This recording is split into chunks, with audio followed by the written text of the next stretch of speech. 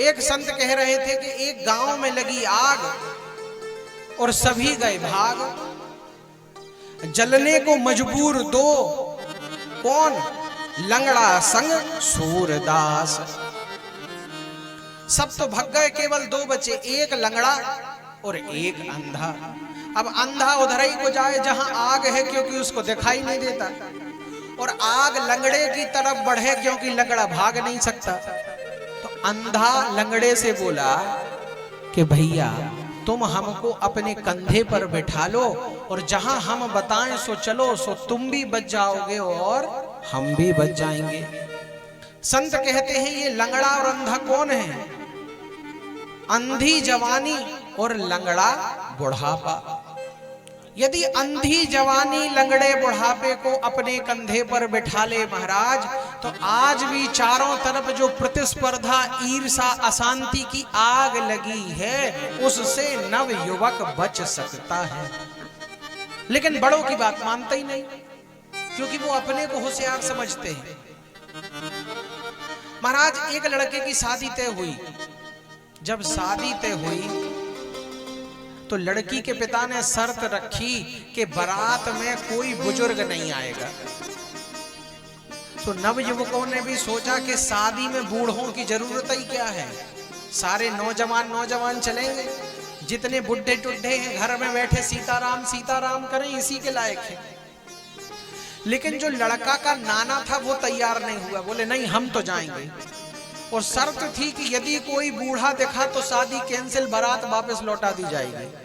तो नाना जिद पे अड़ गया कि व्यवस्था ऐसी करके चलो कि हमें कोई देख न पाए। नाना के आगे लड़के की चली नहीं।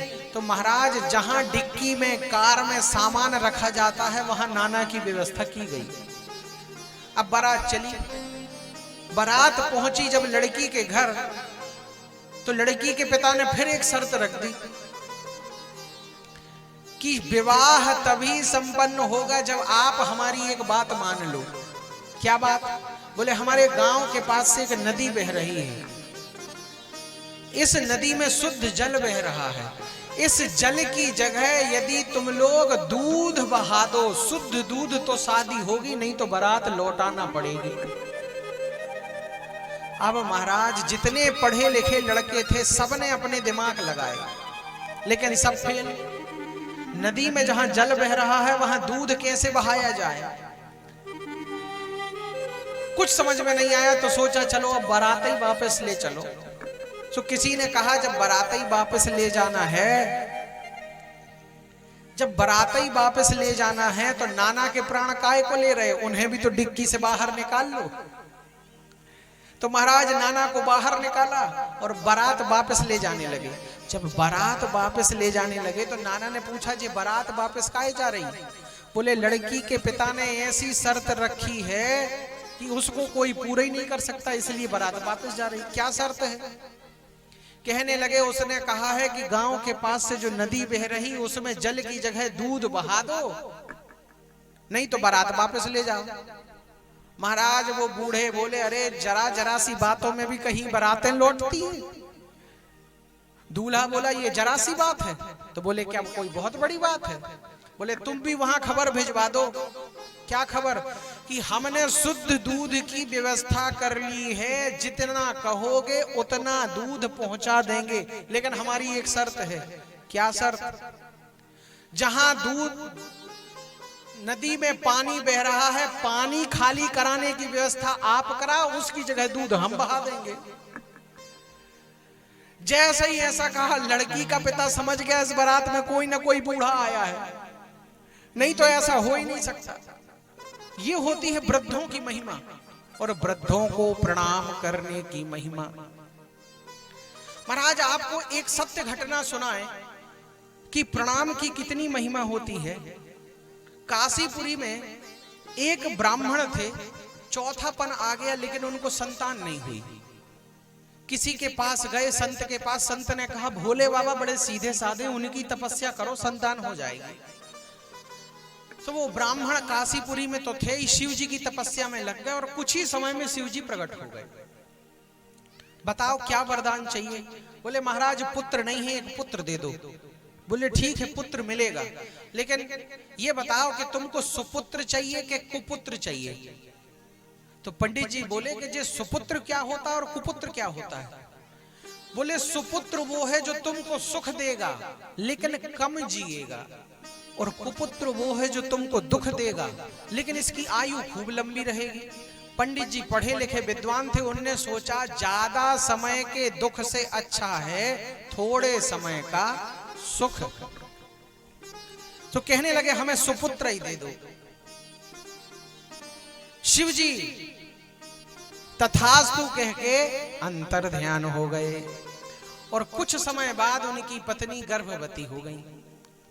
बोलिए भक्त वत्सल भगवान की जय, बोलिए सच्चिदानंद भगवान की जय। आइए आइए विराजिए विराजिए। हमारे बड़े सौभाग्य की देखिए, हमारे मामा श्री और मामी श्री पधारी हैं, और हमारी मौसी जी और हमारी नानी जी पधारी हैं। नानी जी के चरणों में व्यासपीठ से दंडवत प्रणाम, और मौसी जी को भी।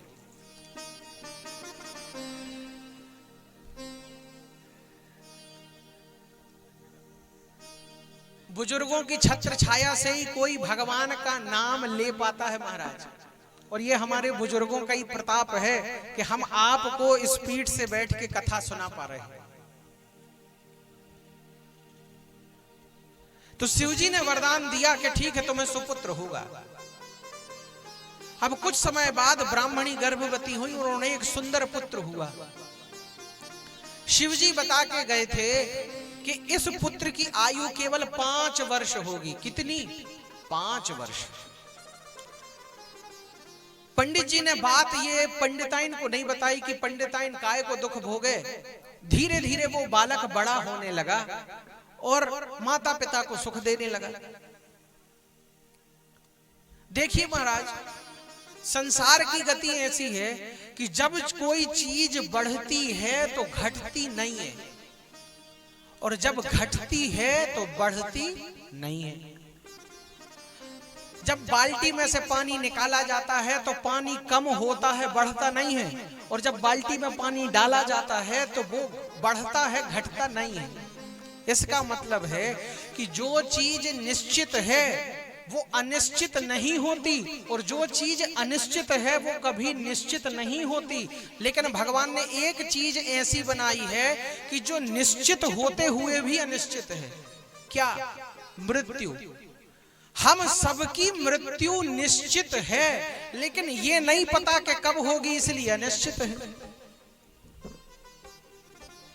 बालक धीरे धीरे धीरे धीरे बढ़ रहा है, और उस बढ़ते हुए बालक के साथ साथ उसके पिता का दुख भी बढ़ रहा है, क्योंकि जैसे जैसे उसकी उम्र बढ़ रही है वैसे ही उसकी उम्र घट रही है। जब 4 वर्ष का हो गया तो पिताजी उस बालक को लेके एक ज्योतिषी पंडित जी के पास गए और उससे कहा कि भगवान इसकी कुंडली देखिए। कुंडली में विद्वान पंडित जी ने बताया कि इसका तो जीवन का 1 वर्ष शेष है। तो बोले भगवान इसकी आयु को लंबी करने का कोई उपाय है? बोले हाँ है। क्या? यदि कोई सिद्ध संत इसको आशीर्वाद दे दे तो तुम्हारे पुत्र की आयु बढ़ जाएगी। तो पंडित जी ने उन ज्योतिषी से पूछा कि सिद्ध संत मिलेंगे कैसे, कहाँ मिलेंगे?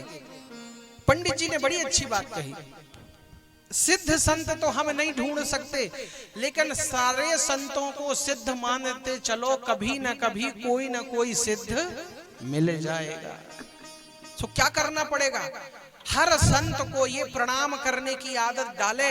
कोई ना कोई संत 1 साल में ऐसा मिल ही जाएगा कि जो सिद्ध हो, उसके आशीर्वाद से इसकी आयु बढ़ जाएगी। पंडित जी ने अपने पुत्र को लिया और गंगा जी के किनारे कुटिया बना ली। उस रास्ते के किनारे जिस रास्ते से जाके सब गंगा जी में स्नान किया करते थे, और अपने पुत्र को समझा दिया कि बेटा इस रास्ते से जो भी निकले तुम्हारा एक ही काम है कि तुम्हें सबको प्रणाम करना है। और उस बालक ने अपने पिता की बात को ऐसी गांठ बांधी कि महाराज उसने ये सोचना ही छोड़ दिया कि कोई जीव जंतु आ रहा है, कि कोई पुरुष आ रही है, कि कोई महिला आ रहा है, कौन, सबको प्रणाम करना शुरू कर दिया। संत कहते हैं कि नर नारी निकरे जिते, युवा वृद्ध अरुबाल, नर नारी निकरे जिते, युवा वृद्ध अरुबाल, गोगज बाज अनेक पशु, सूकर स्वान श्रृंगाल। उस रास्ते से चाहे सुअर निकले, चाहे कुत्ता निकले, चाहे गाय निकले, चाहे पंडित निकले, चाहे क्षत्रिय निकले, चाहे वैश्य निकले, कोई भी निकले, उसका एक काम दंडवत प्रणाम करे। संत कहते हैं कि आवत देखे दूर से, जोड़े दोनों हाथ, आवत देखे दूर से, जोड़े दोनों हाथ, पुनि प्रणाम सबको करे, धर धर महिमे माथ। किसी को भी आता देखे महाराज हाथ जोड़े और दंडवत प्रणाम करे, ये नियम बना लिया। क्योंकि तुलसी बाबा कहते हैं क्या कि देव दनुज नर नाग खग, प्रेत पितर गंधर्व, बंदों किन्नर रजनीचर, कृपा करऊं अब सर्व। सबको प्रणाम। इसलिए किसी व्यक्ति ने कहा कि झुका दे उसके आगे सर, सामने जो भी आ जाए, झुका दे उसके आगे सर, सामने जो भी आ जाए, अगर सजदा ही करना है मालिक सब में रहता है। सो ये क्या देखना कि भगवान कब मिलेंगे, कण कण में भगवान विराजमान है। सिया राम मैं सब जग जानी, सिया राम मैं सब जग जानी, जय सिया राम जय जय सिया राम, करहूं प्रणाम जोर जुग पानी, जय सिया राम जय जय सिया राम, सिया राम मैं सब जग जानी, सिया राम मैं सब जग जानी,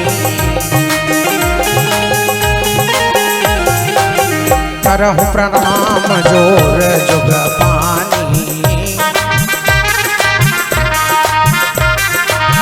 करहूं प्रणाम जोर जुग पानी। बालक सबको प्रणाम करने लगा।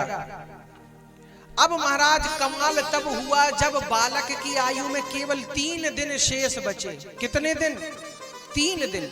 1 साल से लगातार गंगा जी के किनारे वो सबको दंडवत प्रणाम कर रहा है, पशु पक्षी जीव जंतु मनुष्य सब। संत कहते हैं कि जब बालक की आयु में रहे 3 दिन से, जब बालक की आयु में रहे 3 दिन से, बड़े भाग्य से ते ही मग सप्त ऋषि कियो प्रवेश। प्रणाम की महिमा के कारण जब 3 दिन बचे, आज उसी रास्ते से सप्त ऋषि गंगा जी में स्नान करने के लिए निकले। और महाराज उस बालक का तो नियम था, सबको दंडवत प्रणाम करता था।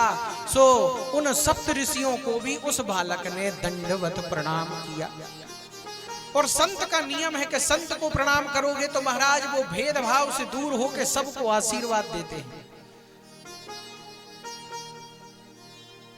तो महाराज क्या हुआ, मुनि मंडली में, मुनि मंडली को महिमे पर के बालक ने दंड प्रणाम किया। मुनि मंडली को महिमे पर के बालक ने दंड प्रणाम किया।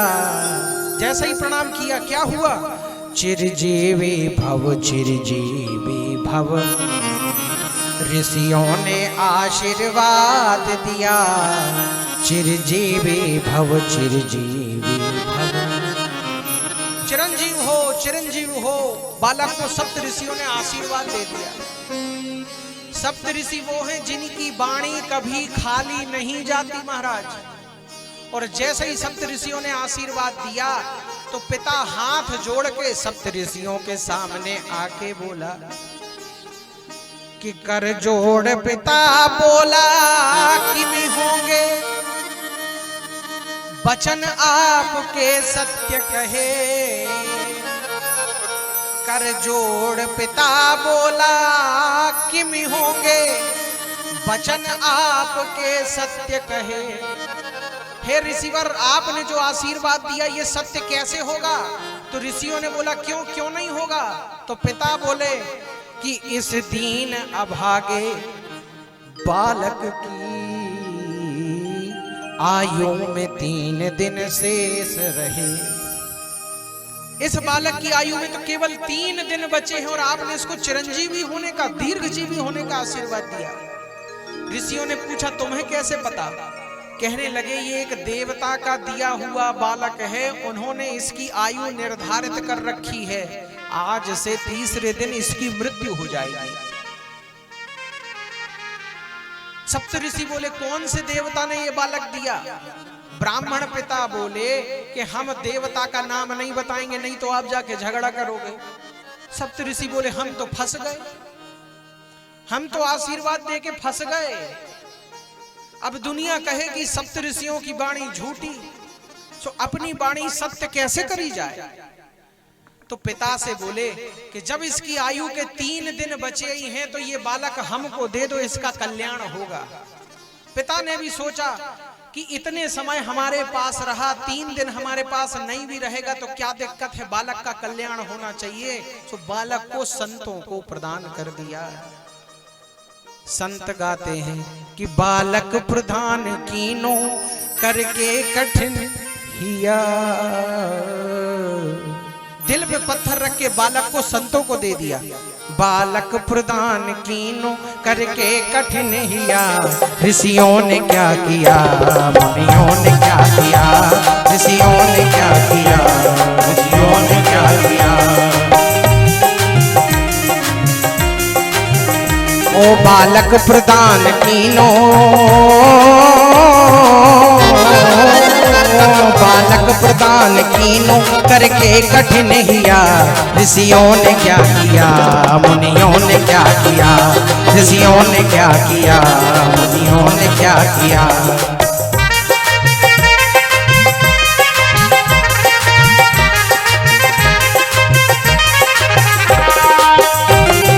हरि बोल।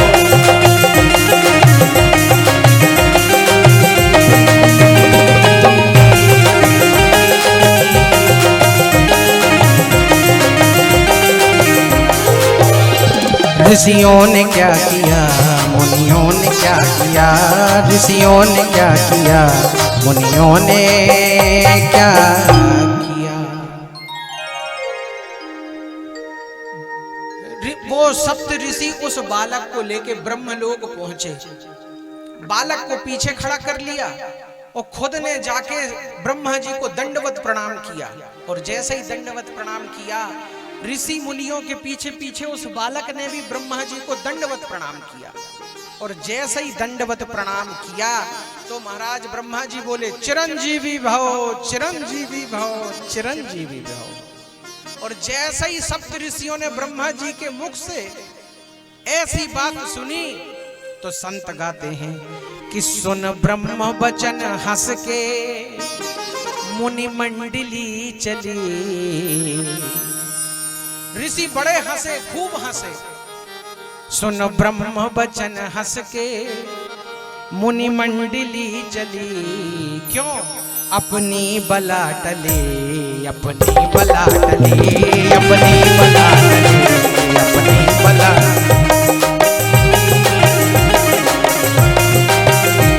सुन ब्रह्म वचन हंस के मुनि मंडली चली, सुन ब्रह्म वचन हंस के मुनि मंडली चली, अपनी बला टली, अपनी बला टली, अपनी बला टली, अपनी बला टली, अपनी बला टली, अपनी बला टली। सप्त ऋषियों को हंसते देखा तो ब्रह्मा जी ने पूछा, हमने आशीर्वाद दिया आज तक नहीं हंसे, आज आशीर्वाद पे क्यों हंसे? बोले महाराज आपने जिस बालक को आशीर्वाद दिया है 2 दिन बचे इसकी मृत्यु के लिए, आपने कहा है चिरंजीवी भव, चिरंजीवी भव, अब बताओ ये लंबा कैसे जिएगा? ब्रह्मा जी बोले हम तो फंस गए।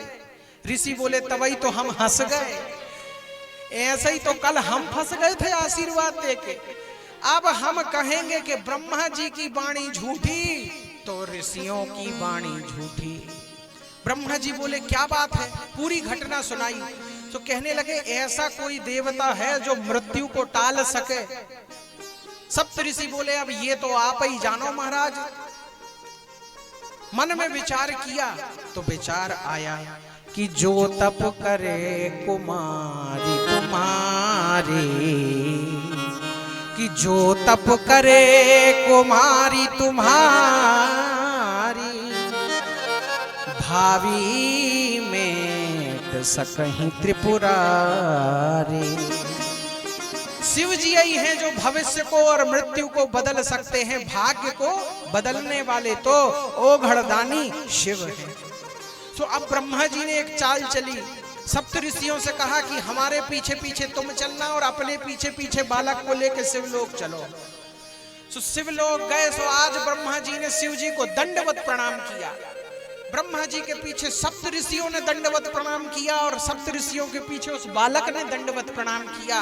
और महाराज ब्रह्मा जी ने जैसे ही शिव जी को दंडवत प्रणाम किया, शिव जी बोले चिरंजीवी भव, चिरंजीवी भव। संत लिखते हैं शिव ने विनीत हंस के मुख पंच से कहो, शिव ने विनीत हंस के मुख पंच से कहो, चिरजीव सुत रहो, चिरजीव सुत रहो, चिरजीव सुत रहो, चिरजीव सुत रहो। शिव ने विनीत हंस के मुख पंच से कहो, शिव ने विनीत हंस के पंच से कहो, चिरजीव सुत रहो, चिरजीव सुत रहो, चिरजीव सुत रहो, चिरजीव सुत रहो, चिरजीव सुत रहो, चिरजीव सुत रहो। और जैसे ही शिव जी ने आशीर्वाद दिया, आज ब्रह्मा जी खूब हंसे। और जब ब्रह्मा जी हंसे तो शिव जी ने पूछा कि ब्रह्मा जी काहे को हंस रहे? कहने लगे ये जो बालक खड़ा है इसकी आयु में 1 दिन बचा है और आपने आशीर्वाद दिया चिरंजीवी भव, और हम भी आशीर्वाद दे के फंस चुके। हम कहेंगे कि शिव जी की वाणी झूठी सो ब्रह्मा की वाणी झूठी। शिव जी ने कहा कि ये बालक किस देवता का दिया गया? ब्रह्मा जी बोले महाराज आप ही ने इस बालक को दिया है और इसकी आयु 5 वर्ष निर्धारित की है। शिव जी बोले तो एक काम करो, इस बालक को शिवलोक छोड़ जाओ और आप लोग जाओ, अब इसकी देखभाल हम करेंगे। संत कहते हैं कि ब्रह्मा का भार भोले बाबा ने ले लिया, ब्रह्मा का भार भोले बाबा ने ले लिया। ऋषियों ने क्या किया, मुनियों ने क्या किया, ऋषियों ने क्या किया, मुनियों ने क्या किया। ब्रह्मा का भार भोले बाबा ने ले लिया, ब्रह्मा का भार भोले बाबा ने ले लिया। ऋषियों ने क्या किया, मुनियों ने क्या किया, ऋषियों ने क्या किया, मुनियों ने क्या किया, ऋषियों ने क्या किया, मुनियों ने क्या किया। अब महाराज बालक शिवलोक में रह गया। भगवान शिव ने एक अद्भुत शिवलिंग प्रकट किया और बालक को बेलपत्री दे के कहा बेटा ओम नमः शिवाय का जाप करते हुए शिवलिंग पर बेलपत्र चढ़ाओ। वो बालक ओम नमः शिवाय का जाप करके शिवलिंग पर बेल पत्र चढ़ाने लगा। और जैसे ही समय आया तो महाराज यमराज अपना फंदा लेके बालक के सामने प्रकट हुए और गले में फंदा डाला। जैसे ही फंदा डाला शिवलिंग से भगवान शिव साक्षात प्रकट हो गए और त्रिशूल लेके यमराज को मारने के लिए दौड़े। जैसे ही दौड़े तो यमराज ने भगवान शिव के चरण पकड़ लिए। हे प्रभो त्राहि माम त्राहि माम त्राहि माम। हे भगवान, जन्म देने का विभाग ब्रह्मा जी का है, पालन करने का विभाग विष्णु जी का है और मृत्यु देने का विभाग आपका है। यदि आप ही अपने विभाग में गड़बड़ी करोगे तो कैसे चलेगा प्रभु? आपका नाम महाकाल कैसे चलेगा? इस बालक की आयु आपने ही 5 वर्ष निर्धारित की है। तो शिव जी बोले किसने निर्धारित की? बोले आपने। तो बोले फिर काल की गणना किसके हिसाब से होगी, तुम्हारे हिसाब से कि हमारे हिसाब से? यमराज बोले महाराज आपने बालक की आयु निर्धारित की है तो काल की गणना भी आपके हिसाब से होगी। तो बोले सुनो इसकी आयु क्या होगी। आयु कहने लगे